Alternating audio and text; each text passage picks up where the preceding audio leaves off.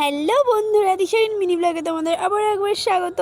তো সোমবার তো ছিল লক্ষ্মী পুজো, সেদিন তো আমরা নিশার বাড়িতেই ছিলাম। এবার মঙ্গলবার দিন সকালে তো আমাদের বাড়ি ফেরার পালা। তো সকালবেলা আমরা ঘুম থেকে উঠে গেছি, সবার পুরো চোখ ফুলে ঢোল হয়ে গেছে, এতই সবাই ঘুমিয়ে। তো সকালবেলা উঠেই আগে নিশা আমাদেরকে চা বিস্কুট দিয়েছিল, তারপর এখন দেখো প্রসাদ আবার দিচ্ছে। মানে ওর প্ল্যান ছিল সারাদিন ও আমাদেরকে আজকে খাওয়াবে, এই আর কি।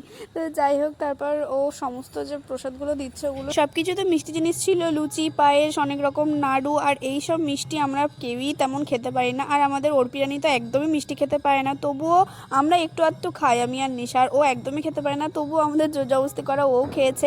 আর লুচি পায়েস আমার ভীষণ ফেভারিট, তো আমি ভালোই খেয়েছিলাম। আর নাড়ুগুলোও আর খেতে পারছিলাম না, তবুও খেয়েছি, যেহেতু নিশার মাও বলছিল যে নাড়ু খাওয়ার জন্য, সেই জন্য। আর এদিকে নাড়ু খাওয়ার পরে ওর মুখ পুরো মিষ্টি হয়ে গেছে। অর্পিরানি কখন রান্নাঘরে এসে দেখো আচার কোথায় পেয়েছে জানি না, আচার নিয়ে খেতে শুরু করে দিয়েছে। নিশা ওকে দিয়েছে হয়তো, এসে দেখেও আচার খাচ্ছে।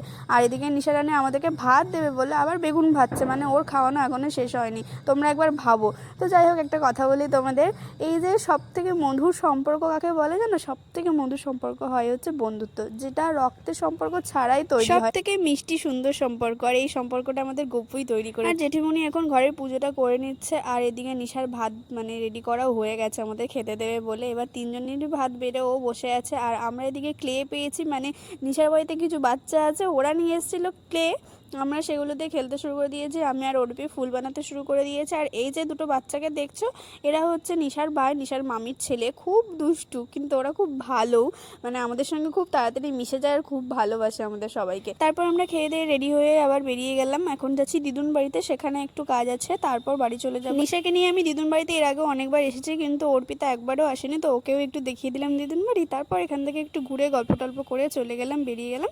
দেখা হচ্ছে নেক্সট ব্লগে।